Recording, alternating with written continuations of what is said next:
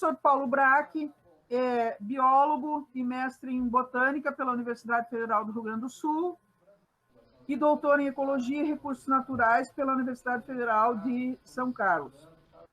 Desde 1994 é professor do Departamento de Botânica da URGS e, além disso, para nós é muito precioso pela sua presença no movimento ambientalista gaúcho, com a participação em diversos conselhos, representando os ambientalistas, ajudando a compreender a legislação e fazendo um trabalho destacado na sociedade.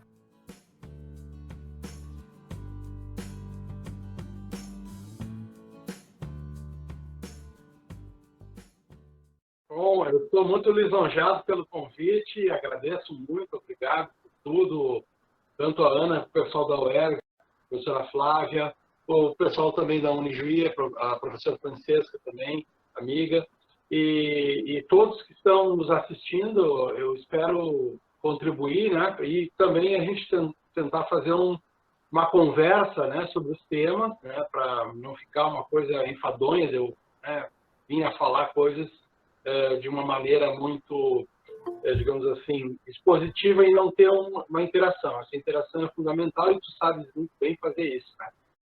O tema da biodiversidade é um tema, como outros temas no Brasil, que não tem uma visibilidade. A gente está vivendo esse drama, essa tragédia, né, da Covid-19, que é uma coisa que está sendo avassaladora para países como o Brasil e Estados Unidos, países em que os governos mais neoliberais, né, têm uma forma de tratar a saúde como uma mercadoria e a gente está vendo os resultados, né? Então, é assustador o que está acontecendo no Brasil.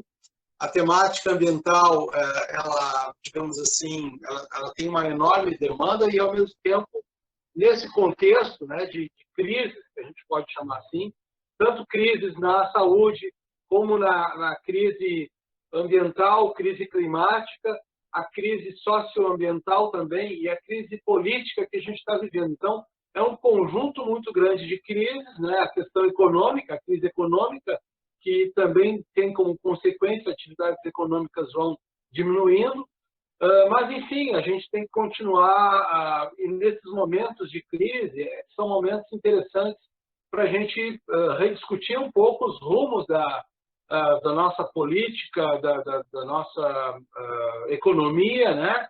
E, ao mesmo tempo, também ver as perspectivas para onde que os nossos países estão andando, no sentido de que a situação é realmente não só dramática e trágica do ponto de vista da saúde e das mortes que estão ocorrendo, que a gente lamenta e esperamos que aqui no Rio Grande do Sul, pelo menos, a gente consiga contornar ao máximo, né, o que está acontecendo no resto do Brasil, mas, de certa maneira, a gente tem que considerar que essa pandemia ela tem relação com a ecologia, né? Então, isso é uma questão muito importante para nós, porque a gente tem que verificar que, de certa maneira, nós estamos vivendo também uma grande fragilidade dos ecossistemas e também da saúde humana, né? Pela alimentação, pelas condições de vida da maioria da população, né, que vive em condições precárias, né, e isso a gente tem que verificar que, principalmente, os mais atingidos estão sendo aquelas pessoas que vivem em condições de vida mais, digamos assim, mais prejudicadas por falta de saneamento, falta de casa, falta de tudo, alimentação, né, falta de salário. Então, essa crise social que ocorre principalmente aqui no Brasil e outros países, os Estados Unidos, que se pensava que era um país tão bom assim, a gente vê que lá existe também muita crise econômica, muitos problemas sociais também, né? Então, bom, do ponto de vista ambiental e da biodiversidade, então, dentro desse espectro das crises, vamos pensar do ponto de vista, digamos assim, dos sistemas de vida, né? Seja ele os ecossistemas que estão sofrendo um conjunto grande de impactos, e aí vamos falar da questão da crise climática, por exemplo. Olha só, Rio Grande do Sul, o que está acontecendo agora no Rio Grande do Sul, né? Uma das maiores secas, talvez a maior seca que se verificou na história na região aqui do Rio Grande do Sul, sul do Brasil, né? Principalmente entre o verão e o outono. Nunca tínhamos visto, talvez, os rios secando, né? O Rio Uruguai praticamente poças de água aí, e outros rios também, da bacia do Rio Taquari, do Rio Jacuí, enfim, e isso está afetando muito até a produção, né? E aí temos uma questão bastante interessante dessa fragilização dos ecossistemas do ponto de vista da biosfera. Olha só, falando na questão da crise climática, existem pesquisadores, um deles é Philip Fernside, que é um pesquisador do Instituto Nacional de Pesquisas da Amazônia, do INPA, né? Ele é um norte-americano que está há quase 40 anos no Brasil, é um pesquisador que mais conhece a Amazônia, tem mais de 400 trabalhos científicos, é um dos caras mais citados na temática das mudanças climáticas. Ele já vinha alertando, isso há 10 anos, as palestras que eu vi dele, que 1/3 das chuvas que caem aqui no Rio Grande do Sul, elas têm origem amazônica, né? E se fala, inclusive, nos chamados rios voadores. O que são os rios voadores?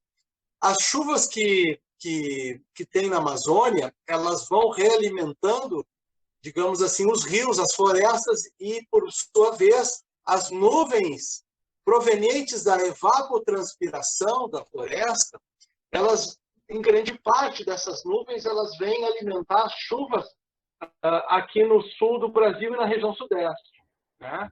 E o que está acontecendo? Está havendo uma diminuição da floresta amazônica, 25% da floresta já desapareceu, e se houver um aumento desse desmatamento, e aí tem dados, né, que a gente poderia talvez até colocar aí, não sei se teria condição agora, Ana, para a gente dar uma falada sobre essa questão do desmatamento e mudança climática.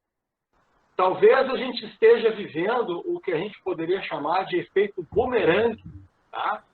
Porque grande parte daqueles que foram colonizar a Amazônia vieram aqui da região sul e, de certa maneira, acabaram provocando, não sozinhos, mas dentro de um modelo de agricultura que pensa em desmatar para gerar recursos econômicos e acha que a monocultura é a grande solução, né? A pecuária em áreas desmatadas. Então, o que está acontecendo na Amazônia? O desmatamento está disparado. O ano passado também cresceu mais de 50%, e esse ano, pelo menos nos 3 ou 4 primeiros meses, né, mais de 50% de aumento do desmatamento em relação ao ano passado. Então, os órgãos ambientais também estão sendo desestruturados, né? Isso vai ter como consequência também a questão de nós termos menos chuva aqui. E não é só a questão do desmatamento, né? Nós temos também a questão relacionada às mudanças climáticas provenientes da liberação excessiva de gases de efeito estufa, né? Então, também é um grande problema. A ONU já tinha reconhecido que um dos maiores problemas da atualidade, antes da pandemia, seria a questão das mudanças climáticas. Nós já temos 410 partes por milhão de gás carbônico na atmosfera, sendo que no século XVIII, na metade do século XVIII, no início da Revolução Industrial, tínhamos cerca de 250 partes por milhão de CO2. Ou seja, aqui, talvez, nos próximos anos, a gente vai dobrar a quantidade de gás carbônico que existia no século XVIII.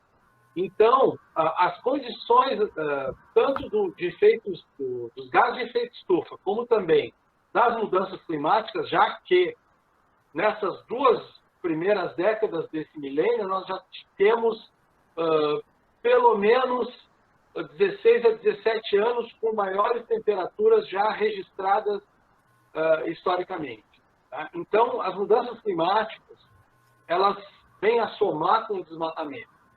E isso tem como consequência aqui no Rio Grande do Sul, por exemplo, do ponto de vista da agricultura, só para vocês terem uma ideia, né? O Rio Grande do Sul perdeu, pessoal, segundo dados governamentais das cooperativas, perdeu em termos de daquilo que se esperava, de ganhos com a produção de soja, milho, que são os grãos mais importantes aqui no estado e na região sul, 15 bilhões e meio de reais, tá, com essa seca. E isso não é coisa de agora também. Já aconteceu em alguns anos anteriores de nós termos também perdas expressivas com as secas, ou às vezes chuvas exageradas também. E aí o que acontece? Se nós só plantarmos, continuarmos plantando só soja, né, ou desmatando a Amazônia para plantar soja ao mesmo tempo também para produção pecuária, nós teremos uma perda impressionante de biodiversidade. Isso vai ter como consequência não só prejuízos econômicos, prejuízos sociais, porque tem êxodo rural associado à agricultura mecanizada, que usa muitos agrotóxicos, que é outro aspecto, né? Nós somos o país do mundo que mais consome agrotóxicos, né? E, infelizmente, o advento dos transgênicos, que se esperava que viessem diminuir o uso de agrotóxicos, aconteceu, infelizmente, o contrário. Aumentou exponencialmente o uso de agrotóxicos, né? Podemos verificar, então, que na Amazônia, né, então, as queimadas da Amazônia elas estão liberando muitos gases de efeito estufa e, ao mesmo tempo, diminuindo a produção de nuvens e diminuindo a umidade do ar. Tanto é que nessas épocas, agora, que começa entre maio, junho, julho, agosto, setembro, são os meses muito secos na região amazônica, centro-oeste do Brasil, né? E algumas cidades, inclusive, por exemplo, Brasília, né? A umidade relativa do ar ela chega a ser abaixo de 20%, que entra numa faixa de alerta em que a diminuição da umidade relativa do ar ela vem afetar o sistema respiratório das pessoas, né? Inclusive, até algumas escolas, o sistema educacional manda fechar as escolas porque a umidade relativa do ar baixa tanto que vem a prejudicar a saída das pessoas durante as 10 horas da manhã e as 3 ou 4 horas da tarde. Então, atividades nessa hora, então, em algumas cidades, aquelas ficam vedadas. Não só pela questão da pandemia, né, que nós estamos vivendo essa quarentena, mas também estamos vivendo problemas pela redução drástica da umidade relativa do ar, pela retirada da vegetação, seja floresta amazônica, cerrado, enfim, porque a vegetação ela libera a evapotranspiração das plantas, né? Elas vêm a trazer uma condição de umidade que é melhor do que com a retirada da umidade do ar. A retirada da vegetação e, por sua vez, a diminuição da umidade relativa do ar. Aí entra uma questão paradoxal, né? A floresta em pé ela tem um valor econômico junto com as comunidades que trabalham, as comunidades extrativistas, pequenas cooperativas, seja da borracha, seja da castanha, seja da pupunha, seja do açaí, enfim, a quantidade de produtos da Amazônia, inclusive muitos deles exportados pelo Brasil, né, com valor agregado, mas não existem incentivos para esses produtos. Então, o que se faz na Amazônia hoje? Como é que é a maneira o modelo de ocupação da Amazônia? O pessoal pode pensar um pouco. Qual é o modelo que é vigente, que é o modelo hegemônico? Derrubar a floresta para fazer pastagem, né? Você diminui o potencial de produção econômica e também de manutenção das pessoas lá dentro da floresta. Até que Chico Mendes, o que aconteceu com Chico Mendes há 30 anos atrás? Ele foi assassinado porque ele queria manter a floresta em pé para fazer o extrativismo da borracha e de outros produtos da floresta. os fazendeiros da região queriam derrubar a floresta para botar gado para pastagem, né? Só que o gado para pastagem significa você ter um valor agregado quase nenhum e, ao mesmo tempo, vinha prejudicar a questão climática, né? E um patrimônio que o Brasil é o campeão da diversidade biológica a nível mundial, ainda é. Até que em 1992 tivemos aqui, em Rio de Janeiro, né, no Brasil, a Conferência Mundial pelo Meio Ambiente e Desenvolvimento Sustentável, né? E a biodiversidade, ali, a partir de 92, surgiu a Convenção da Diversidade Biológica. Nós temos também todo um histórico de construção de uma política. Essa política, hoje, ela está sendo jogada para escanteio. Isso é assim, algo estarrecedor, né? O que o governo atual está fazendo, a nível federal, a nível estaduais também, subiu nesses 3 ou 4 primeiros meses mais de 50% do desmatamento entre 2020 em relação a 2019. Né? Então, está descontrolado. Tudo aquilo que a gente pensava, bom, se o Brasil está acontecendo desmatamento, nós temos que ter uma política para conter isso. Mas o que acontece?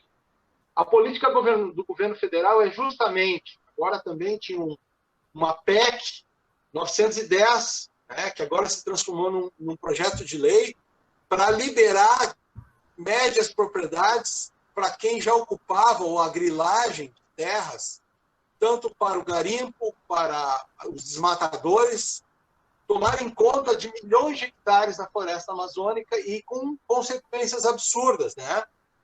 Então, a situação é dramática também do ponto de vista não só da Amazônia, né? A gente tem que considerar o Cerrado também está desaparecendo, o Pantanal está sofrendo muito também, a Mata Atlântica já reduzida a 12%, ou 7% em alguns estados. Aqui no Rio Grande do Sul nós temos cerca de 7,8% da vegetação original da Mata Atlântica, que é, inclusive, no dia 27 de maio é o dia da Mata Atlântica, a gente tem que lembrar isso também. Então, além do dia da biodiversidade, essa semana que a gente está comemorando, né, temos a questão relacionada a outras datas, e no dia 5 de junho vai ser o dia do meio ambiente. Então, eu acho que esses dias todos são dias importantes para a gente lembrar, né, dessa temática que ela fica invisibilizada, né? Então, também, uma outra data importante, está sendo cumpridos 5 anos do documento Laudato Si, né, do Papa Francisco, um documento brilhante, né, que ele fala da Mãe Terra, né, nos cuidados com a Mãe Terra que nós temos que ter, e também fazendo uma crítica à economia, uma crítica muito forte à economia do desperdício, à economia atual, hegemônica, que desconsidera a natureza, né? A gente vive uma pseudoeconomia, não há uma economia verdadeira, porque ela desconsidera os custos da extração dos recursos naturais. Nós temos que ter como preocupação maior hoje, né, que temos que ter um casamento, ter uma junção novamente entre economia e ecologia. Isso tudo ficou separado porque o que acontece? Os sistemas ecológicos, eles são lentos e a economia é imediatista. Ela quer ganhar dinheiro a curto prazo, ela não pensa no futuro. Então, se tiver desmatamento na floresta, e aqui a Amazônia se transformar num deserto, ou outras regiões do Brasil, os economistas e os grandes empresários não têm tempo de pensar nisso. Os governos também não, eles têm 4 anos para se reeleger. Então, é uma certa insanidade que está acontecendo, né, nas políticas públicas. Elas estão entrando em colapso também, né? Nós estamos vendo o colapso do sistema de saúde, mas, ao mesmo tempo, um colapso das políticas socioambientais do Brasil, né? Mas, de certa maneira, a gente tem que ter otimismo também, e temos que pautar todos esses temas que ficaram de lado, de certa maneira. Às vezes, a gente também desconsidera a pauta ambiental, Talvez muitos ambientalistas até se esqueçam que dia 22 é o dia da biodiversidade, né? Ou esqueçam essas datas todas muito importantes. Então, me parece que se convergem muitas datas que tem que se pensar numa nova economia. E eu diria, essa nova economia ela tem que estar aliada com a diversidade biológica, porque a diversidade biológica ela é, sim, um lastro para a gente conseguir ter mais resiliência, né? Porque a gente vê que essa vulnerabilidade da pandemia, do Covid-19, ela se alia com as vulnerabilidades de um planeta doente também, e então nós temos que fortalecer fortalecer o sistema imunológico nosso com uma boa alimentação, né, o máximo possível. Hoje mesmo, olha só, uma coisa interessante, eu estava comendo uma jaca, né? Não sei se alguns conhecem, mas às vezes até aparece aqui no Rio Grande do Sul, eu já vi o pessoal plantando jaca, que não é uma planta nativa, né? Mas é uma planta muito interessante. Há uns dias atrás eu estava comendo fruta do conde, que ela é parente do araticum, né? Que talvez o pessoal aí da região conheça, né? Aqui aí na região de Passo Fundo, pelo menos, tem 2 espécies de araticum, né? Muito gostosos, como tem a uvaia, como tem os 7 capotes, como tem a guabiroba, como tem a pitangueira, como tem a jabuticaba. E aí eu sou também um pesquisador das frutas nativas. E a gente verifica que se a nossa economia, né, não ficasse tão dependente dos grãos e diversificasse, e aí tem questões muito importantes em Passo Fundo, né? Nós temos o CETAP, que é o Centro de Tecnologias Apropriadas, aí, o Alvir Longhi é uma pessoa fantástica que trabalha com as polpas, as polpas e os sucos de frutas nativas.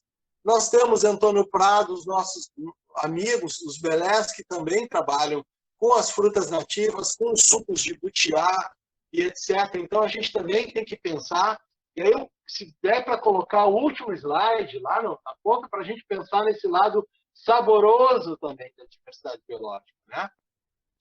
Eu diria, pessoal, nós temos ali, no penúltimo slide, que fala nessa monotonia das monoculturas, que está se transformando no Rio Grande do Sul, nós temos 5,5 milhões de monoculturas só de soja. E olha só, perdemos bilhões e bilhões de reais porque deu errado. Por que a gente não diversificou a produção, inclusive com o pinhão também, a araucária, que é um produto importantíssimo, a erva mate, que grande parte dos ervais aí da região foram derrubados para a produção de soja, né? Então, nós temos que retomar a diversidade através das agroflorestas, né? Através da agrobiodiversidade, que são temas hoje emergentes positivamente, e aí a gente sabe que em Passo Fundo e essa região toda, Ijuí, né, toda essa região, Erechim, enfim, tem muita gente investindo em agrofloresta e abandonando a monocultura, porque a monocultura significa que você jogar todas as moedas em uma coisa só. No mercado financeiro, no mercado internacional de commodities, porque os bancos ganham muito quando você perde, hein?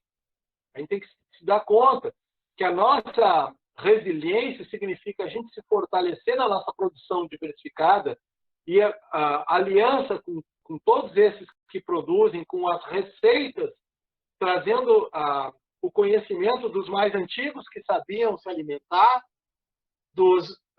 das verduras, né, do radicchio do mato, né, do pessoal mais italiano, da Ora Pro Nobis, né? Enfim, então, espero que vocês já tenham jantado, né? Mas se não jantaram ainda, pelo menos vão ficar com água na boca. Espero que fiquem com apetite de poder saborear todos esses produtos. A Loura, inclusive, não sei se ela conseguiu contatar a gente nessa conversa, é uma pessoa também, uma guerreira, uma guardiã da biodiversidade. Ela produz muita diversificação de produtos através da Jussara, né? Uma pessoa que está lá na ponta também, sofrendo pressão dos vizinhos. Mas não conseguiu entrar. Mas eu acho que, se ficar gravado, ela vai acessar isso. é uma grande parceira, é uma pessoa que está, digamos, sofrendo também, às vezes, a falta de apoio, né? Como todos, inclusive a gente sabe que a Emater está em risco, a Emater é muito importante, pessoal, nós temos que segurar a Emater, porque os técnicos da Emater são técnicos, muitos deles, que estão trabalhando com a agricultura familiar para manter essa diversidade toda, né? Nós temos que trabalhar com pesquisa também nas universidades, né? Então, a ciência é muito importante nesse momento, né? Então, eu acho que, dado esse primeiro panorama, né, eu fico também à disposição da gente fazer um bate-bola para eu não ficar falando sozinho aqui. Professor Paulo Braque, que loucura, né? É um prazer ouvi-lo.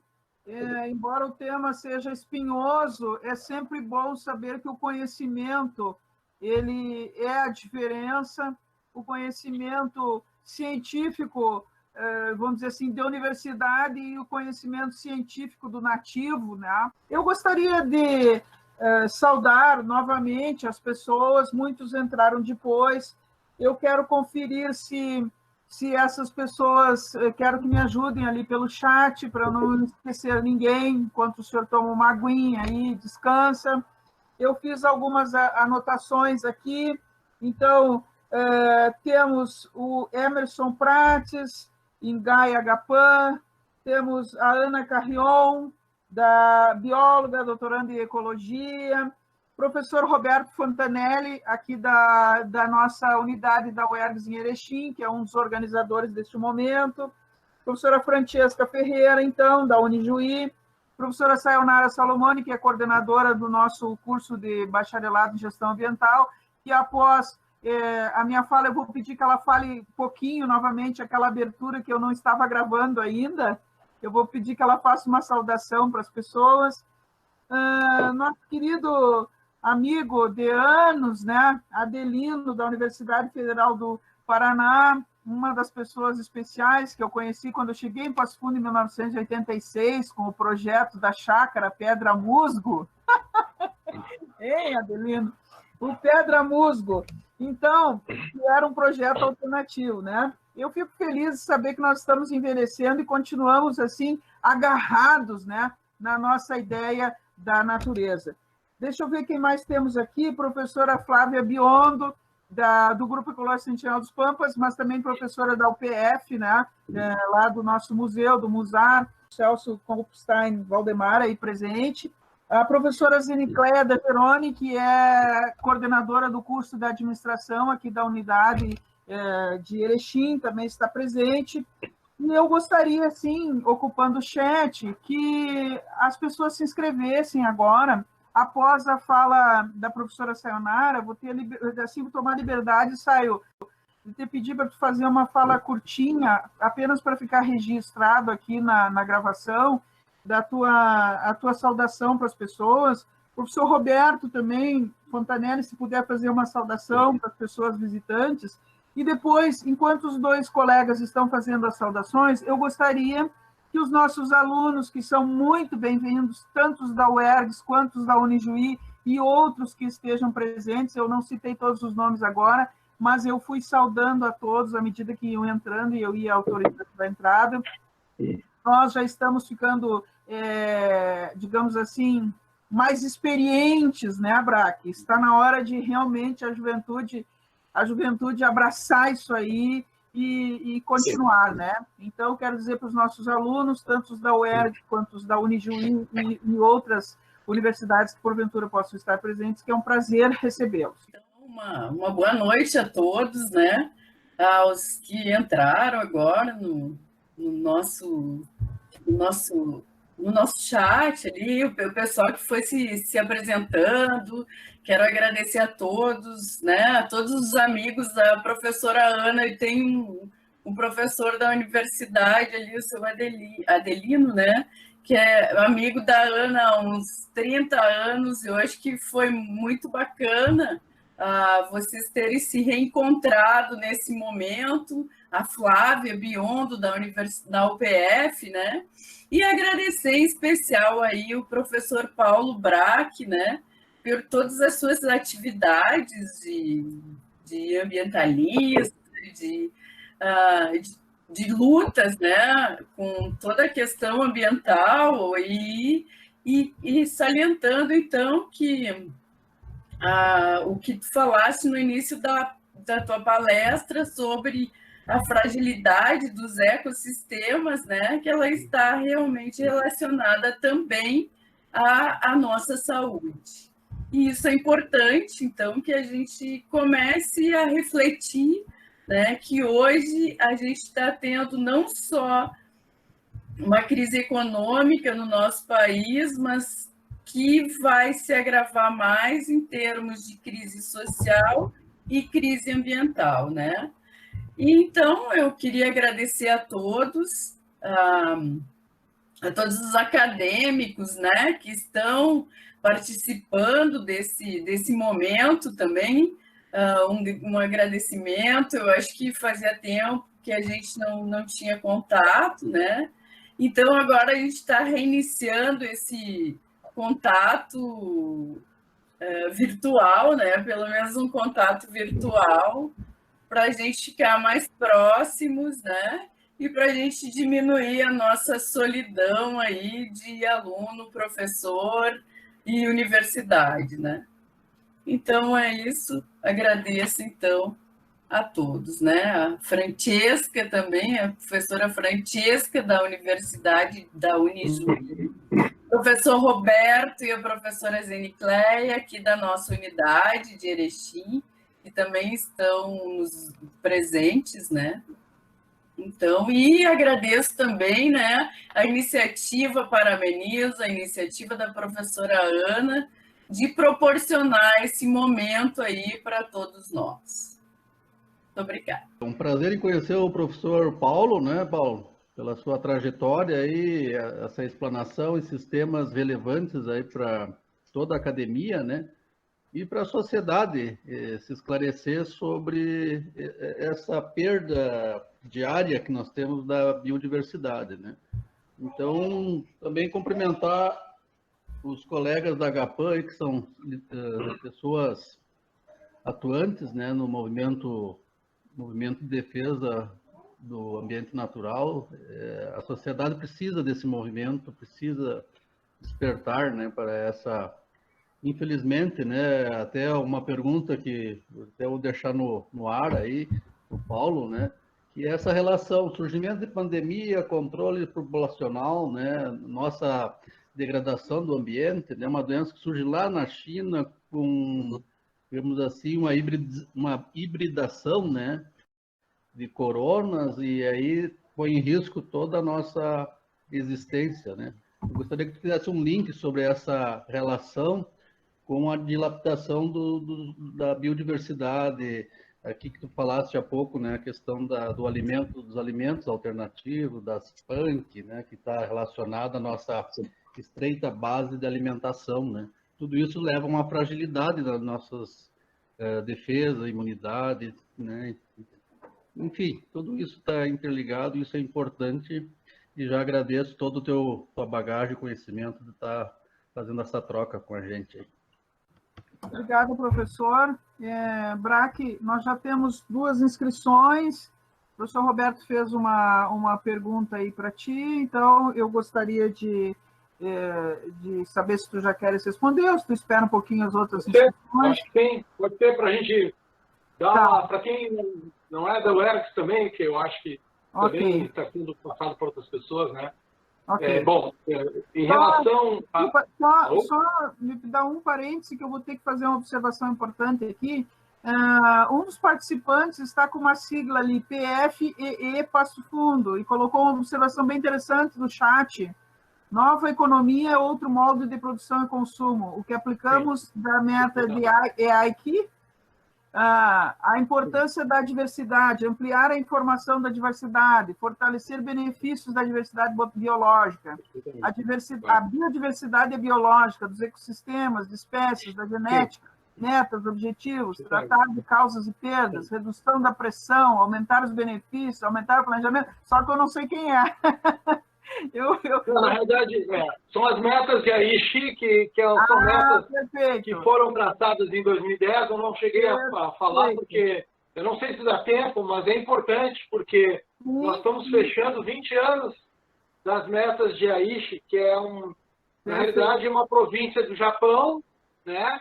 Que é a cidade de Nagoya, onde surgiu, digamos assim, essas 20 metas. Essas 20 metas, inclusive, se vocês quiserem, tem lá no viabiodiversa.blogspot.com, viabiodiversa.blogspot.com, ali tem as metas da biodiversidade, vocês vão ver, se tiverem interesse depois, né?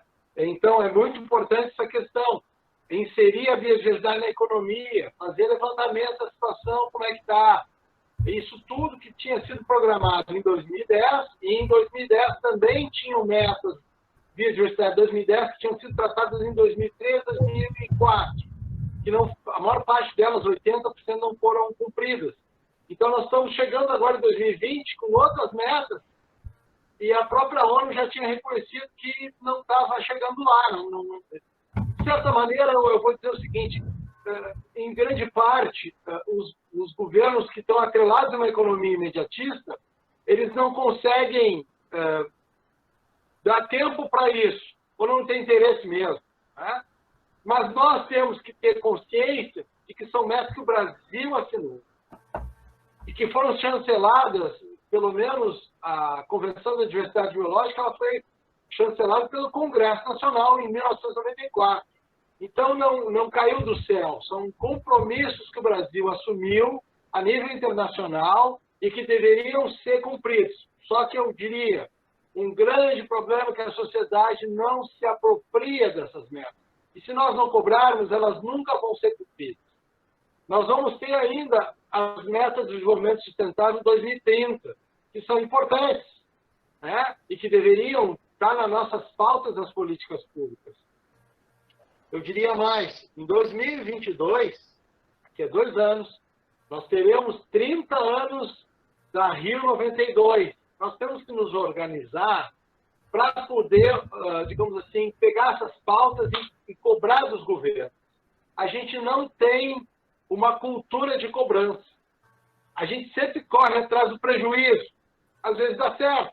Tanto é que essa MP, a medida provisória 910, que é liberado geral, a grilagem, principalmente na Amazônia e outros ecossistemas do Brasil, ela foi trancada porque houve uma mobilização nacional. Então, é importante. Nós não estamos totalmente desmobilizados, nós temos que ter mais planejamento para que essas coisas sejam assumidas. Voltando à pergunta do professor, em relação à questão do Covid, esse novo coronavírus, né? A gente sabe que outros coronavírus eles estão associados, nesse caso ainda é muito cedo para se fazer uma relação causa-efeito.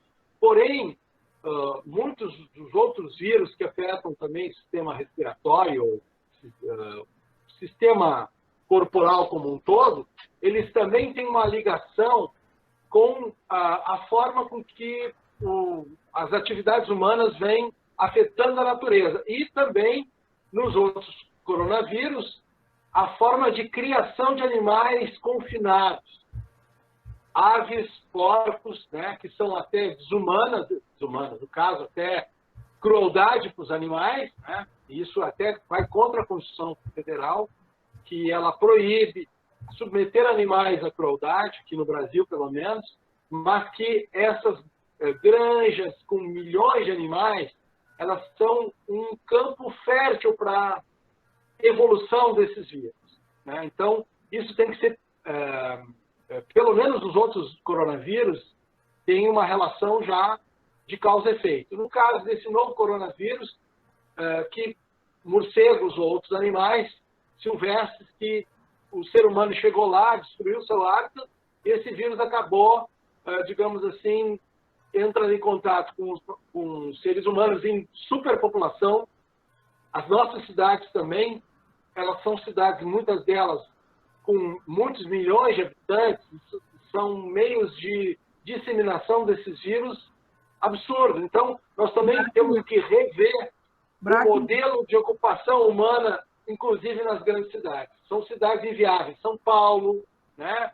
Nova York, são cidades inviáveis, são cidades com muita artificialização e muita vulnerabilidade. Nós temos que fazer um êxodo rural, não, desculpe, um êxodo urbano, voltarmos de novo a reocupar de forma descentralizada e com aliança com a natureza, né?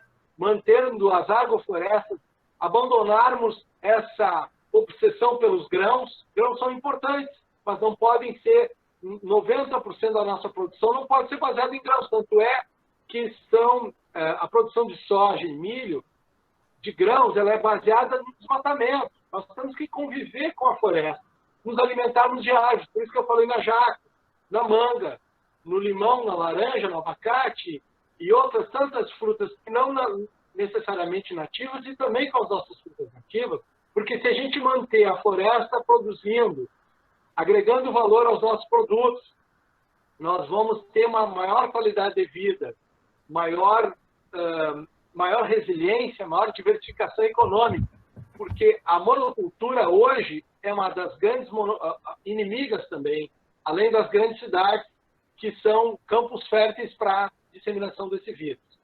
Ainda é muito cedo de falar sobre a origem e tal, mas é muito provável que as nossas condições urbanas hoje, elas facilitem a disseminação desse vírus. Professor Braque, duas coisas. Eu preciso lembrar que são 8h30, primeiro. Sim. Segundo, eu preciso pedir que o senhor fale com as mãos no bolso, porque senão faz muito gesto, a câmera desfoca um pouquinho. Eu sei que o assunto é apaixonante, mas aí a câmera... O meu bisavô, não tem muita... conhecimento, mas não tem cultura aí, então vai, né? Tem que ter não. É por isso que o senhor é substituível, professor. Mas só não queremos perder a sua imagem, dar uma desfocada pelo movimento. Tá? Estamos aí num programa digital aí, não presencial, né? Professor, nós temos as inscrições ali. Pelo que eu entendi, o PF é o Por Falar em Ecologia. Então, imagino que seja o Carlos Eduardo Sander, o Preto, está ali escondido atrás daquele PF, o Preto. Que o Preto, junto com o Adelino, foram os fundadores lá, cofundadores, eu não sei. Eu conheci só quando já estava funcionando o projeto Pedra Música, que era uma chácara para ser uma experiência alternativa. Foi um momento muito lindo. E eu saúdo, se realmente é o Preto, eu saúdo muito, que é muito bom rever as pessoas que importam. Também gostaria de dizer que nós recebemos aí, enquanto você falava, Braque, estamos recebendo a presença do Francisco Milanês, que também é fundamental para todos nós. Então veja, Braque, que o seu nome traz, né? Você está que nem a luz, assim, trouxe todas as borboletinhas para perto. Então, eu quero dizer que nós da UERJ estamos muito agradecidos com a presença de todos. Quero saudar o Milanês, já saudei o Celso ali, quero saudar o Milanês no seu nome, a Ana também, a Ana Rion. Agradecer a presença da HPAN, que nos disponibilizou a live. O fato da live estar pública é uma coisa, ela está pública no YouTube, mas o fato da HPAN ter autorizado que nós colocássemos dentro da semana da UERGS foi bem importante. Essa semana foi registrada como projeto de extensão e todos, inclusive, que estão aí, depois me mandem o nome corretinho para eu fazer os atestados, né? Então, esse evento, ele foi inscrito numa linha de projeto de extensão da UERGS que cai diretamente dentro do governo do Estado como uma das ações do governo do Estado para a conscientização em relação ao Covid. Então, isso aí é muito importante, a HPAN ter cedido, autorizado que nós colocássemos dentro da nossa semana, na divulgação, no projeto, enfim. Então, essas coisas que são institucionais, mas quer queira, quer não, estamos aqui com instituições, né? Então, eu preciso, como representante da UERGS, vamos dizer assim, agora, no evento, eu preciso dar esse reconhecimento e esse agradecimento. Então, a primeira inscrita foi a nossa querida Flávia Biondo, nossa extraordinária outra pessoa de grande valor, que não está passando pela vida à toa, né, Flávia? Aí uma história de vida maravilhosa e uma história de militância maravilhosa, de docência maravilhosa. Tranquilo, Ana. Um abraço a todos que chegaram depois também. Que bom estar nesse encontro, nessa troca de ideias e ver o Braque e conversar com ele, trocar informações, e bem como os demais militantes aí do nosso Rio Grande, né? É bem gostoso, importante, num momento em que a gente está, né, confinado. É interessante de poder vê-los, pelo menos pela telinha, e mandar um abraço, né? Que o afeto é o mesmo e continua sempre. Eu não vou me demorar muito, mas é uma satisfação para nós, representando o Grupo Ecológico Sentinela dos Pampas, estar conversando com vocês. Então, nós somos atuantes aqui no norte do estado. Então, aí a Ana já colocou várias pessoas que já contribuíram e contribuem ainda com o grupo, e é uma satisfação, então, estar aqui. A luta, né, é constante, e parece que agora estamos precisando ainda mais unir forças.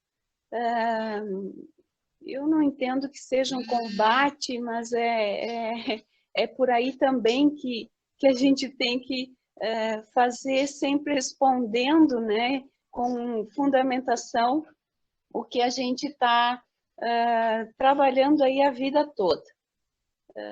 Mas eu gostaria também de ser bem direta, não quero me demorar para nós ir adiante. A preocupação também que eu trago para a gente debater, que é em relação ao interesse tanto dos governos, e é claro que a partir dos governos sempre tem alguém por trás, né, pressionando, mas em relação às nossas riquezas subterrâneas, né, que também eu acho que é um grande movimento aí sobre a Amazônia para chegar nos nossos minérios, minerais, bem como no estado do Rio Grande do Sul, né? Então, nós, como população, né, como ser humano, estamos dependendo muito disso, nesse consumo exagerado também, né? Então, vem a questão da diversidade biológica como grande importância para a manutenção da vida, e abaixo do solo tem as nossas riquezas que estão sendo né, surupiadas, estão sendo exploradas de maneira realmente muito inconsequente. E a gente sabe que na Amazônia existe uma quantidade muito importante, quantidade e qualidade muito importante de minerais, que está sendo foco, né, de interesses muito grandes. E, consequentemente, parece que o governo está possibilitando, né, como diz aqui no Sul, né, arregando aí para que isso aconteça. Inicialmente é a floresta que cai, né? Mas aí tem interesses, né, ainda maiores, que a gente nem sabe o quanto isso é. E temos que também ter essa preocupação, e porque vem afetar a todo o planeta. Forte abraço a todos. Obrigada pela oportunidade. Beijo, Ana. Assim, ó, eu peço desculpa que eu estou com a minha câmera sem funcionar, então só tem uma foto, talvez, aparecendo para vocês. E eu queria dizer duas coisas e já passar a bola, assim, que o 2019 e 2020 é um desafio enorme para a gente que é professor dessa área. Eu trabalho conservação da biodiversidade, uma disciplina, ecologia e agora avaliação de impactos ambientais. e tenho chegado nas aulas assim, tipo, nem sei o que eu vim fazer hoje, porque nós tivemos assim por conta não do coronavírus, né? Então já desde 2019 as mudanças ou a desconstrução da legislação ambiental no Brasil e no Rio Grande do Sul, assim como o descompromisso, né? O Braque falava ali dos compromissos assinados, o governo está descompromissado, então não assinou mais nada, não reconhece mais nada em relação a isso. E é importante a fala agora da Flávia, lembrando, né, que nós temos aí o desafio como falar de biodiversidade com essa mudança do Código Ambiental do Rio Grande do Sul, que aconteceu ano passado, e que até agora a gente não tem como digerir muito bem isso, né? Nós não conseguimos ainda aqui em âmbito local fazer uma discussão sobre qual é o impacto disso na nossa vida, né? E ela é chamada, esse Código Florestal, novo código, nova legislação, chamada de Lei Copelme, justamente pegando essa coisa que a Flávia colocou da mineração, né? Então, eu vou passar a bola para as meninas fazerem a pergunta, mas eu queria chamar a atenção em relação a esse desafio que a gente tem de trabalhar na universidade, formar ou biólogos ou o pessoal ali da gestão ambiental, né, que é o curso da UERGS, e outros cursos relacionados, ou da nossa própria vida como cidadão, né, aqui no Brasil e no Rio Grande do Sul, diante de toda essa desconstrução que a gente está acompanhando. Eu ia falar desmantelamento, eu não sei muito bem qual é a diferença, mas eu acho que é desconstrução de todo um processo que levou 30, 40 anos para ser formado, o próprio IBAMA, o ICMBio. Então, a cada semana que eu chego na aula, eu chego com uma notícia, tipo, eu não sei o que eu vim fazer na aula, porque parece que o assunto encerrou ali, né? E a gente tem muita luta pela frente, que é a nossa luta de cidadão. Exatamente. Obrigada, professora Francesca, da Unijuí.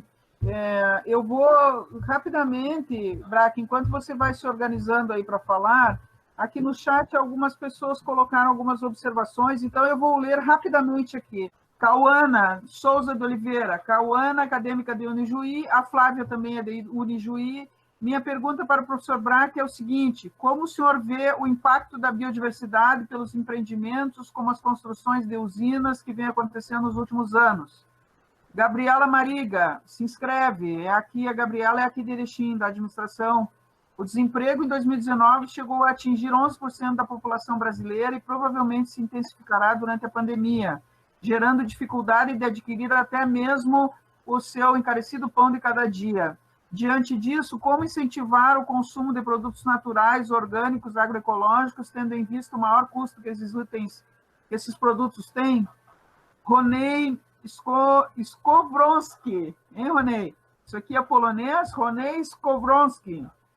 Boa noite, tudo bem? Eles estão no chat, né? Boa noite, tudo bem? Sou aluno da UERJ de Erechim. Algo que eu sempre me pergunto é: por que é que nos dias atuais, mesmo com tanta tecnologia e infraestrutura existente para controle do desmatamento, mesmo em tempo real, ainda continua avançando tanto o desmatamento da Amazônia? Eu vou tomar a liberdade de dizer uma coisa aqui, Ronei. O Leonel Brizola dizia assim, interesses, sabe? E eu, quando eu vejo esse tipo de pergunta que tu fazes, assim, o Braque que é o palestrante, mas eu vou te dizer que eu me lembro do Leonel Brizola dizendo assim, os interesses, isso aí são os interesses. Emerson Prats, Milanês e Braque. É a Luciele que entrou pelo nome do Emerson Prats, é a Luciele que está falando. Milanês e Braque, os gigantes do ambientalismo. Sim, porque são guarda-chuvas, né? O Milanês e o Braque, generosidade de conhecimento, nunca sovinaram o conhecimento, né? Concordo contigo, Luciele. Francesca, tempo limitado? Sim, pouquinho, acho que 2, 3 minutos, né? Quem mais? Flávia Marisa. Flávia Marisa, você escreveu sua pergunta, mas acho melhor você falar, você já estava inscrita. Você quer que eu leia a sua pergunta ou você quer falar? Eu posso falar, eu gostaria de fazer um comentário breve e daí colocar minha pergunta, pode ser? Por favor, querida. Então, boa noite a todos. Eu estava atualizando o chat. Pode falar. Eu sou a Flávia, aluna da Francesca na Unijuí. Estou mais ou menos no 8º semestre. E, como eu disse, eu estudei na escola que foi nomeada como Chico Mendes. A escola tem mais ou menos uns 28 anos de idade. E, assim, todos os valores que Chico Mendes sempre passou para nós estiveram nessa escola. Como eu falei, o plantio das plantas, até minhocário, terrário, tudo isso nós fazíamos em relação à biodiversidade, né? Cuidado todo com o meio ambiente, não jogar lixo no chão, nossa. Então isso é passado desde 5 anos de idade, quando a criança ingressa na escola, até completar o ensino fundamental. E a minha pergunta, já que o Instituto Chico Mendes se espalhou por todo o Brasil, para o senhor, no caso, seria como anda essa luta, né, que Chico Mendes deixou. E, na sua opinião, o que tem tido bastante resultados nos locais onde eles atuam? No caso, o pessoal do Instituto. Vários temas, né? Um deles, a questão da mineração, que a Flávia falou, né? A gente sabe que um dos ataques maiores, né, desse imediatismo econômico, na realidade, a economia não deveria ser essa forma de exaurir, né, e ainda mais recursos não renováveis, né? Então, o problema da mineração, ela também está aqui no Rio Grande do Sul, está aumentando muito. A gente não é contra a mineração, mas vamos pensar assim, para que a mineração, no caso do carvão aqui nós temos aqui perto de Porto Alegre, a 16 quilômetros de Porto Alegre, o projeto Guaíba, né, que seria a maior mina de carvão do Brasil, 166 milhões de toneladas de carvão, gás de efeito estufa, poluição de rio, poluição aérea, uma coisa assim calamitosa. Está lá na FEPAM, né? A gente está vigilante também. Eu acho que aquilo que a Francesca falou, que a gente está perdendo muito, mas eu acho que também o outro lado, daqueles que são gananciosos, eles estão levando muito. Né? Eu acho que quando a gente se organiza e segura as coisas, também é um baque para aquele lado imediatista. O Ministério Público entrou com muitas ações, claro que muitas delas a gente não logrou resultados. Né? A gente sabe que o governo federal, aí, enquanto continuar com essas cabeças, aí, nós não vamos ter saída mesmo, mas eles estão levando no sentido que são muitas medidas inconstitucionais. A gente tem que ter a Constituição na mão, pessoal. A nossa legislação ambiental ainda é muito boa. Até eu vou dizer, tem várias coisas que eles tentaram e não conseguiram. Mudar a lei dos agrotóxicos até agora não se conseguiu. É claro que liberaram mais de 500 registros, mas, de certa maneira, aquele vai e vem, né? Então, nós temos que nos organizar melhor. A gente não pode dar um quadro de terra arrasada. A gente tem que ter clareza que nós avançamos muito, apesar de tudo. A questão da mineração, eles tiveram que fazer todo um estudo de impacto ambiental novo ali na mina Guaíba. Isso leva mais tempo, de repente os investidores desistem dessa questão, sabem que tem gente de olho e que conhece, cientistas, pesquisadores, técnicos que estão contestando isso, e que a FEPAM vai saber que a gente está de olho também, e que a ingerência política, a gente não vai permitir que tenha ingerência política na parte de licenciamento ambiental. Né? A gente aprende muito também, pessoal. A gente tem que estar muito organizado. Eu acho que nesse tempo todo, a gente também, digamos assim, deixou muito a desejar em relação à nossa organização. Né? Então, é muito importante que a universidade se pronuncie, as universidades se pronunciem, os técnicos, cientistas. A gente não pode ter aquele quadro de perda, pessoal. Eu vejo alguns colegas meus que dizem, não adianta mais, Paulo, muito bem, tu está lá agora fazendo isso, que bom, mas a gente já desistiu, não acredita. Então, a descrença, para mim, ainda é o nosso maior inimigo. A gente não pode ser descrente. porque a gente tem a verdade, a gente tem a Constituição, a gente tem a sociedade que conseguiu lograr, inclusive, com a agroecologia, que são coisas novas. A gente está demonstrando, pessoal, nós temos aqui na região metropolitana de Porto Alegre a maior produção de arroz orgânico da América Latina. O Movimento Sem Terra está distribuindo alimentos para todos aqui no Rio Grande do Sul, sul do Brasil. São os que mais estão distribuindo alimento hoje. Aqueles que eram colocados como terroristas e coisa e tal, estão demonstrando que os assentamentos eles estão produzindo produtos orgânicos, inclusive na mina de carvão. Tá? Então, eu acho que tem muitos movimentos lá em Caçapava do Sul, onde tem a mina, um projeto de mina de chumbo, que é um metal pesado, tem um grupo organizado. E eu diria, nós temos que lutar pela reciclagem dos produtos. 90% daquilo que se produz, de equipamentos que vão esses metais, no caso chumbo, cobre, zinco, sei lá o quê, esses produtos eles poderiam ser reciclados. E a questão do carvão, por que não explorar o carvão? Porque nós temos energias mais baratas. O próprio Fórum Econômico Mundial de Davos, a elite econômica já tem dados que o carvão é mais caro do que a energia eólica, que a energia solar. No Brasil nós temos as duas. Por que investir no carvão, que ele é mais caro e mais poluente? Então, eu diria, para encerrar aqui, tem outras questões também, tem a questão do Chico Mendes também, que é uma questão importante. Muitos grupos cooperativos extrativistas trabalhando com produtos, com recursos internacionais. Nós temos que buscar apoio internacional e buscar políticas públicas que financiem os produtos da agrobiodiversidade, para que a floresta continue em pé, produtiva, mantendo as pessoas dentro. Né? Então, são um conjunto de coisas. Nós temos que nos organizar melhor, as entidades ambientalistas, no caso da PEDEMA, entre outras, a gente está tentando resgatar a PEDEMA também. Enfim, como outros movimentos. Eu acho que nesse momento de pandemia, muitos grupos estão se reorganizando. Né? A gente tem que ter fé, esperança e tocar adiante. Eu tenho também projetos de extensão, a gente tem que tocar dentro das universidades. Eu tenho aqui o meu grupo de viveiros comunitários, na realidade é um grupo que os estudantes criaram, e eu estou ali, burocraticamente, assinando papéis e também estou trabalhando em conjunto com o pessoal, em viveiro. Né? A gente tem mais de 4.000 mudas que a gente produziu. Então, eu diria o seguinte, para finalizar, extensão é importante, pesquisa, né?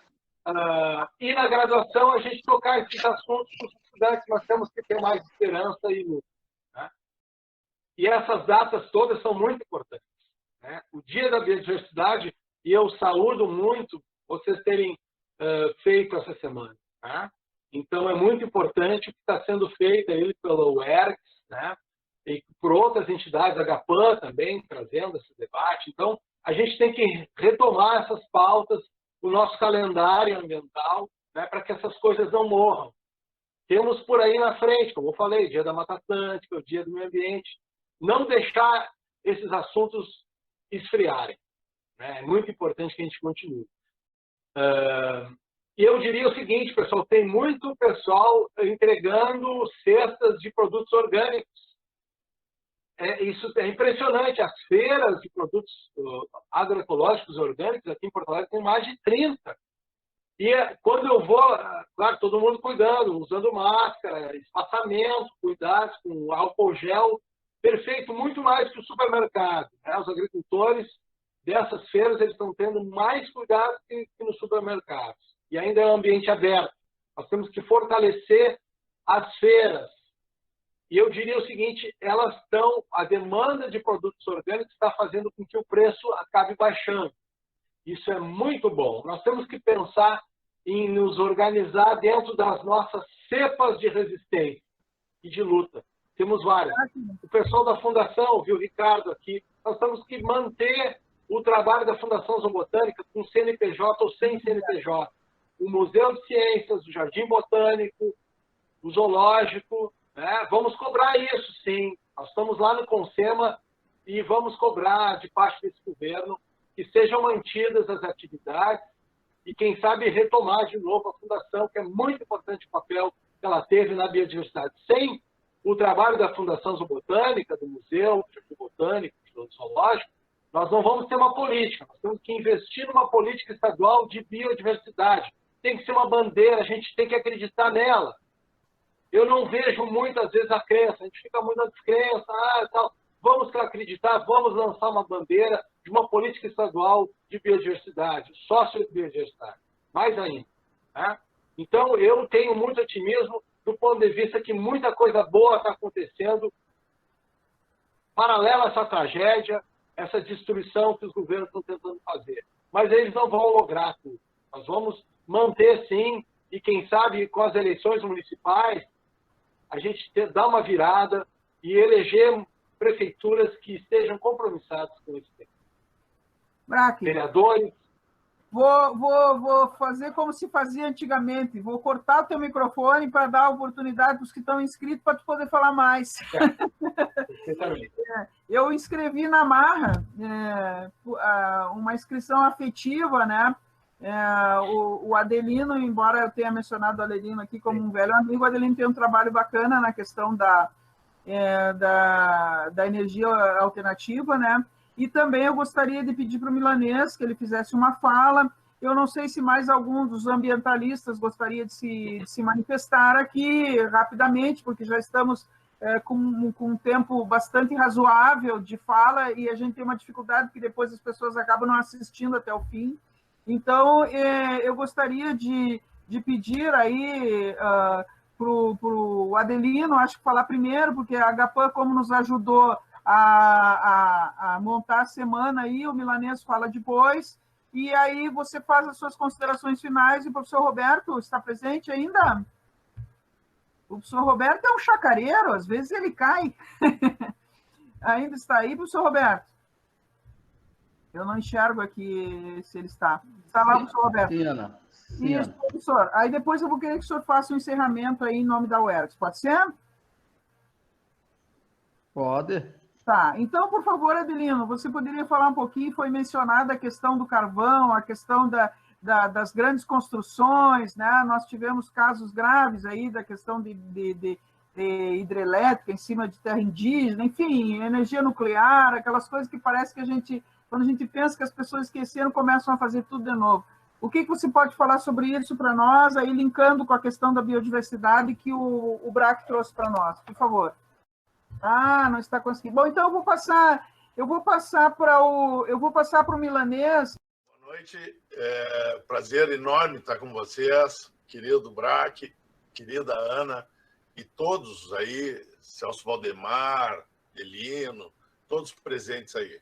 Exatamente para os acadêmicos que eu quero falar. Em primeiro lugar, dizer que a Agapan, que entrou no seu 50º ano, nós estamos começando a festejar os 50 anos da luta ambiental e moderna, e isso, para referendar as datas que foram dadas, quer dizer, esses esforços, essas leis que estão sendo destruídas, são 50 anos de luta da nossa sociedade para construí-las, né?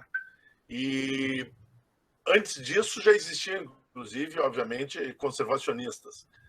Mas a questão do desenvolvimento, realmente, a questão da agroecologia e outras questões, a Agapan, de certa forma, até através do Lutzenberger, introduziu, né, uma visão de valores.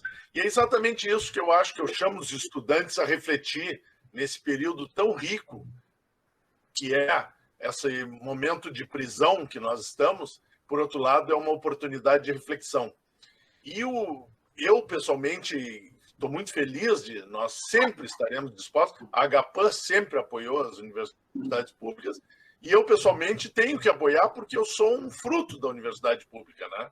Então, a UERGS, a URGS e tal, são o meu berço, né? E eu tenho todo o orgulho de ser, não queria ser qualquer outra coisa que não formado por uma universidade pública, que é o correto.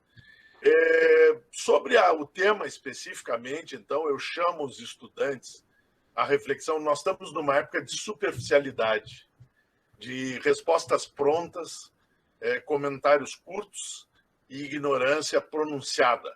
E também a ignorância e a incapacidade de defender uma ideia faz com que as pessoas se radicalizem, porque se eu digo uma bobagem aqui, né, e não sei sustentar ela, a Ana me faz uma pergunta, eu vou agredir ela para não responder, porque eu não sei responder. E o que nós estamos vivendo atualmente é que as pessoas afirmam arrogantemente coisas e não tem nenhuma estrutura de conhecimento para afirmar essas coisas. Então, elas preferem agredir, porque elas não têm argumento para discutir. Bom, a universidade, pessoal, eu me criei, o Paulo, né? Fomos colegas, querido,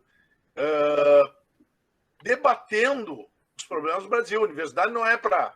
A universidade pública não é para a gente sentar e ficar fazendo currículo, para a gente sentar e ficar pensando quanto é que vai ganhar quando se formar. Universidade pública é para a gente pensar o que nós vamos fazer para melhorar a nossa sociedade. E o dinheiro virá, o salário virá naturalmente. Mas a gente tem, o nosso período de estudante foi discutir a realidade brasileira, a realidade mundial, e ver como é que a gente podia contribuir para melhorar.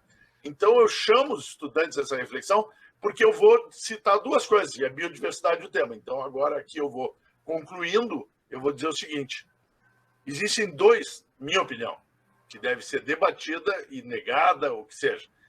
Existem dois grandes destruidores atualmente da biodiversidade no Brasil. Biodiversidade, que é a fonte de todo o equilíbrio ambiental, de toda a segurança ambiental que nós temos e de toda a nossa saúde. E essa biodiversidade inclui, inclusive no Brasil, a maior riqueza cultural do mundo, porque nós temos 300 povos ainda, extinguimos muitos povos indígenas, mas nós temos 300 povos e quase 300 línguas diferentes. Não são dialetos, são línguas diferentes dentro do Brasil. Isso é uma riqueza que nenhum outro país tem. Além de termos a maior biodiversidade de todos os seres vivos no Brasil, nós também temos a maior biodiversidade humana. Então, olha, pessoal, que maravilha que nós temos que lutar. E a questão é o seguinte: os maiores inimigos da biodiversidade hoje são a mineração. O Braque já citou o absurdo que estão transformando o Rio Grande do Sul. Tem perto de 170 minerações para ocorrerem, e liberadas pelo Ministério de Minas para serem licenciadas no Rio Grande do Sul. Transformar o Rio Grande do Sul numa Minas Gerais, que é um estado falido, mais quebrado que o Rio Grande do Sul, gigante, rico e pobre. Vejam só, Minas começou com o ciclo do ouro, né? E até hoje é endividado e pobre. Isso dá uma medida exata, o Braque falou, de que a mineração só empobrece. Agora eu vou falar da agricultura, que é o grande orgulho brasileiro, exportação de grãos, e é uma estupidez, sabe por quê? Por que todos os dias, constantemente, todos os anos, os grandes agricultores estão pedindo pinico no banco? Porque não é lucrativo. Quem lucra com isso é a Cargill, que vende soja no mundo inteiro, e outras chinesas também, né? Mas a Cargill americana. Quem lucra é a Monsanto, que é quem mais vende agrotóxico no mundo e vende o agrotóxico mais vendido do mundo, que é o Roundup. Eles lucram. O agricultor fica com a dívida, com o risco. Se der seca, ele fica endividado, perde a terra. Então, é uma bobagem. Esse negócio de agricultura do veneno é uma quebradeira. É como a mineração. A mineração, nós ficamos com a poluição, porque as pessoas, 5%, 3% do veneno que aplicam nessa agricultura vai exportado na soja que vai alimentar animais em outras partes do mundo. Os outros 90 e tantos por cento ficam. Então, eu quero chamar os estudantes a pensarem sobre isso. Essas duas atividades destroem, ocupam áreas gigantes, envenenam o planeta com veneno e com minérios, e não geram riqueza nenhuma. Os empregos que elas geram são mínimos perto do que qualquer investimento menor geraria. Então, nós temos que aprofundar, pessoal. A gente não pode cair nesse discurso, a agricultura, a balança de pagamentos brasileira, isso é uma bobagem. Se nós exportássemos soja orgânica, nós estaríamos ricos e a balança estaria igual, né? Então, são opções que nós temos que mudar. Nós temos que aproveitar esse momento de reclusão forçada para refletir, para debater como universidade, que é o lugar do conhecimento universal, e comportamento profundo de conhecimento, e discutir as coisas com profundidade. Muito obrigado, desculpe que eu me alonguei, Não. mas nós estamos sempre parceiros, e muito obrigado ao Paulo por estar aí também abrilhantando a noite. Obrigado. Muito obrigada. Eu estou nesse papel terrível aqui. Enquanto estão falando, eu estou olhando ali no cantinho da tela, já são 21h13, então eu tenho que ir fazendo isso, mas o que você está falando é maravilhoso. Eu só ri da história do pinico, porque é verdade, né? Adelino, por favor. Está com problema com a imagem, mas tem com o microfone. Vamos lá, o que você tem que falar para nós? Está me ouvindo? Sim. Ah, que bom.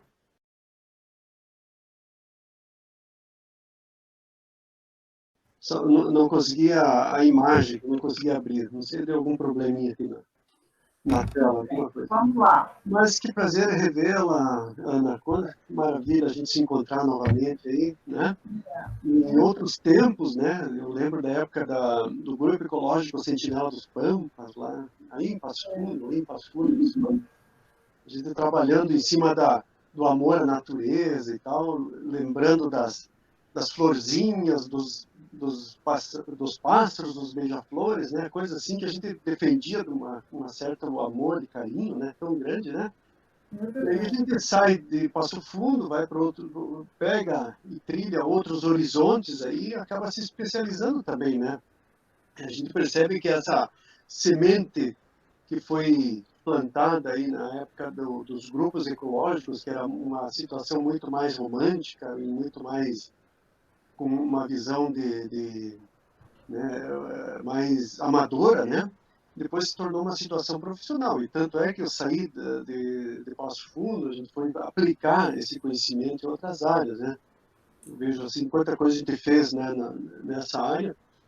E, por outro lado, também, agora, lembrando assim, da situação de estar trabalhando com universidades, né? Trabalhando com ensino, trabalhando com alunos, né? Com pesquisa, e um monte de outras situações mais avançadas, mais científicas, né? Eu lembro que agora o Paulo falou na situação da exploração do carvão mineral do Rio Grande do Sul. Lembro, poxa, o carvão mineral ele se formou na época na era carbonífera, né, que é 600 milhões de anos atrás, né, onde se acumulou esse carvão embaixo da terra, e hoje o homem está tirando esse carvão, esse carbono, né, e colocando na atmosfera, né. Será que não tem alternativas para isso? Eu lembro de um trabalho que a gente fez aí em Porto Alegre, junto a CENERGS, que era a Comissão Estadual de Energia, vinculada ao Estado e à própria universidade, né? Era o professor Anildo Biscotto, falecido, que coordenava esse projeto. E nessa época, só para você ter ideia, Ana e Paulo e todo mundo, a gente tinha feito um cadastro de mais de 500 mil cursos de água no Rio Grande do Sul, passíveis de aproveitamento energético acima de 1 kW de energia. 500 mil cursos. Então, o Rio Grande do Sul é um estado que ele tem um potencial hídrico fantástico para produzir energia, né?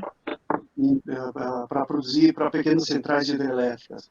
Então, são coisas assim que a gente percebe que, né, depois, logo em seguida, fui trabalhar numa empresa que fabricava turbinas hidráulicas, eu fazia o projeto das máquinas e tal, né? Eu percebi que esse potencial poderia ser muito mais ampliado, né? E hoje a gente vê, né, para soluções energéticas aí bastante grandes nessa área aí, eu vejo assim, o custo da energia solar, por exemplo, está caindo consideravelmente, né? E logo em seguida, aí ela vai desbancar todos os projetos de energia que se tem no mundo inteiro, né? Quem sabe vai se tornar muito mais barato que qualquer fonte de energia. Já está, né? Então, eu vejo assim, né, numa situação que é importante a gente pensar que a energia hidráulica é importante que exista, sim, a energia eólica também. A hidráulica já poluiu nossos rios, né? Temos já excesso de barragens E os rios estão morrendo também pelas hidrelétricas, infelizmente. Exato, mas tem um sentido, né, de poder se gerar energia hidráulica. Sim, também, energia solar. Né? A energia solar, a gente tem energia no dia, durante o dia, quando tem o sol, né? Aí de noite vai tirar que energia? Se gera energia, se consome energia hidráulica, né? A energia eólica, enquanto tem vento, se consome, enquanto não tem, não se consome. Então falta essa visão, né? Na verdade, eu acho que os políticos têm essa visão, eles têm essa consciência, muitos, né? Só que o que está por trás dessa situação de exploração, né, dessas fontes poluidoras de energia? Sei lá o que está por trás, né? Então, eu entro num questionamento em cima de valores até, que a energia térmica é muito mais cara, muitíssimo mais cara do que qualquer outro tipo de energia, né? Aí eu lembro que a minha tese de doutorado, fiz em Curitiba, aqui na UFPR, eu tratei do aproveitamento de resíduos de poda de árvores para gerar energia.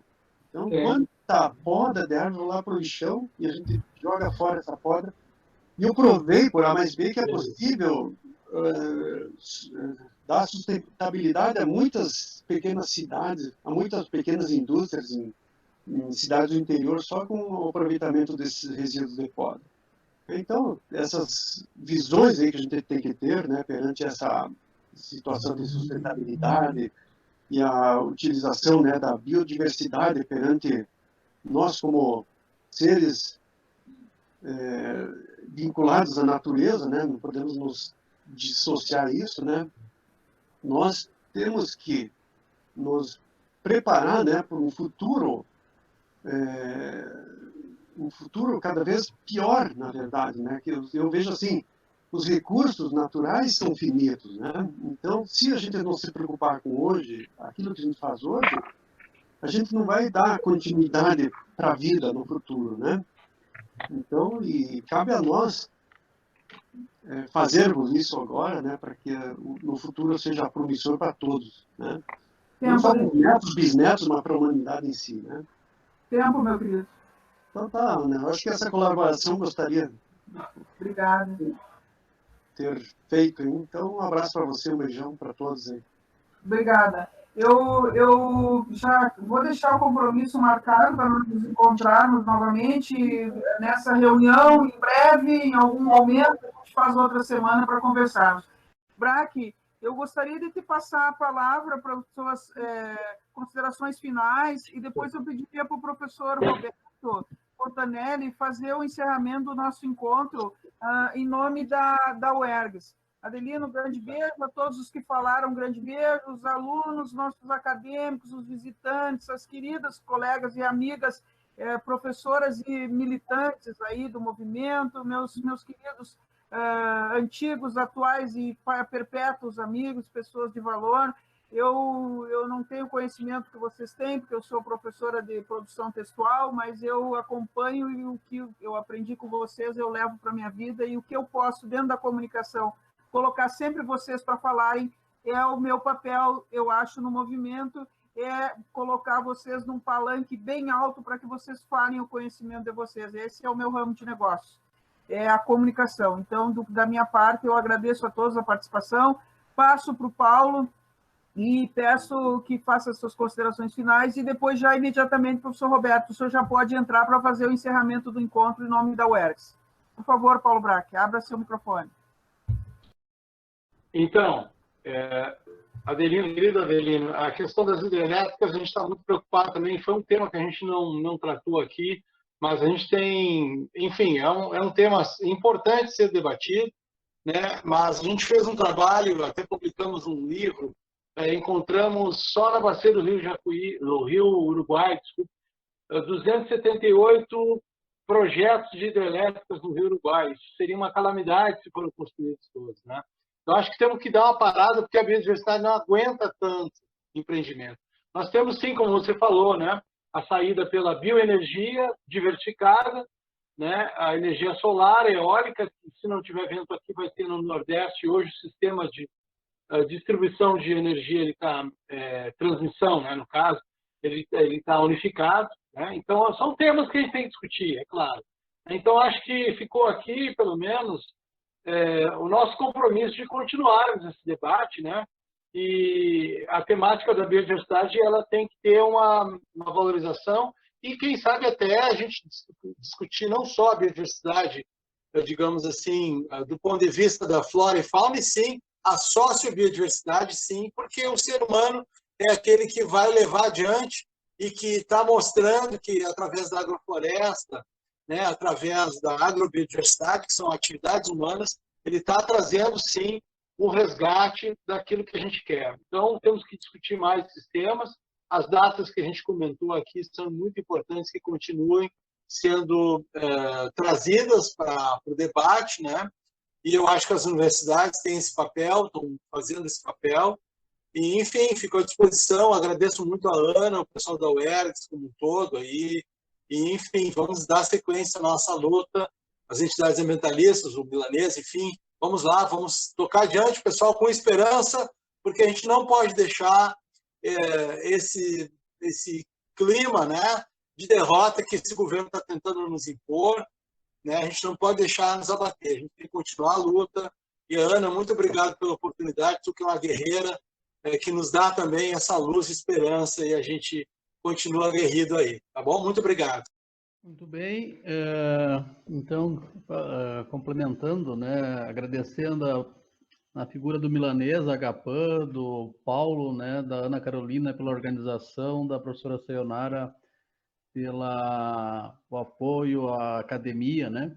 Então, foi uma noite brilhante aí de biodiversidade e biodiversidade de pensamentos, né? Como nós, como sociedade, podemos interagir e procurar essa, digamos assim, essa defesa incondicional e constante, né? Que bom ver pessoas assim que semeiam, né? Semeiam novas ideias, instigam os nossos acadêmicos a participar desses movimentos, a importância social disso, né? Política, de todas as formas, né? E faço minhas as tuas palavras aí, Paulo, quanto a guerreira Ana Carolina, né? Ela sempre está apoiando e fazendo o movimento se movimentar, né? Então, nesse sentido, isso é um aprendizado para os nossos acadêmicos, para mim, pessoalmente, né? E é isso aí que nós precisamos, né? Estreitar esses laços e fazer o movimento acontecer para o bem de todos. Seria isso, professora Ana. Não sei se tem convite para amanhã, mais alguma atividade. Então, o convite para a atividade é o seguinte: o canal do YouTube da Agapan está com as 2 lives agora. No convitinho que nós fizemos, nós convidamos para a primeira. A segunda já está no ar, foi ontem, todas as terças-feiras, então, a Agapan tem essa live pelo YouTube, vocês podem participar fazendo perguntas pelo chat, enfim, acompanhando as discussões. Todos essas ONGs que a gente mencionou aqui estão trabalhando sob um grande guarda-chuva chamado APDEMA, que é a Assembleia Permanente de Entidades em Defesa do Meio Ambiente. Então, se vocês forem no blog da APDEMA, é bem fácil de memorizar, a APDEMA. Você vai lá no blog, você vai encontrar no íconezinho lá, afiliadas, vocês vão encontrar o nome de todas as entidades que a gente mencionou, e dentre essas entidades, essas pessoas aí que não desistem, né? Então, eu convido que vocês visitem os sites das entidades. Nós não tivemos hoje a presença da Mira Serra, que é uma entidade muito importante, na pessoa da Lisiane Becker, que é uma lutadora também pelo meio ambiente no Rio Grande do Sul, e está em plena ação agora, né? E N, né, pessoas aqui, o próprio Darcy Bergman, das PAN, lá de São Borja, o Soler, de Pelotas, enfim, nós temos uma rede de pessoas que não desistem, mas nós estamos precisando que agora as pessoas jovens realmente comecem a assumir este protagonismo, vamos dizer assim, para que nós tenhamos fôlego novo e que vocês também aproveitem conosco o que nós aprendemos e nos ensinem agora com o que vocês sabem. Sexta-feira, nós temos um Google Meet que vai ser um sarau, tá? Então, nós temos como convidado o Bruce Medeiros. Ele é um músico de berço, ele é um músico muito respeitado, ele adora cantar, ele adora compor. Então, sexta-feira, que é o dia da biodiversidade, nós resolvemos fazer a festa da biodiversidade. Então, nós vamos ter o sarau com o Bruce, vocês estão convidados. Eu vou mandar os links também para as mesmas pessoas que eu mandei, e vocês estão convidados para o sarau. Tragam seus poeminhas na colinha, assim, para declamar um poema, quem quiser cantar, quem quiser fazer uma participação de alguma outra forma. Sexta-feira é dia de festa, né? Então, eu reforço tudo que foi falado, agradeço a presença de todos, um abraço a todos, muito obrigada, e eu espero que a gente possa se encontrar no sarau sexta-feira, porque sexta-feira é dia de festa, e que vocês, então, acompanhem no YouTube todas essas manifestações. Vou fechar. Sr. Braque, faça de conta que eu estou lhe dando aqueles famosos mimos que a gente dá no final no final dos eventos, né, professora Sayonara? Os famosos mimos. Faz de conta que nós estamos lhe dando um pacote... que teria que ser um pacote de erva, que nós temos a cristalina aqui. Então, um pacote de erva... ou então algum produto da Araçá, do professor Ulisses, que é tudo orgânico, né?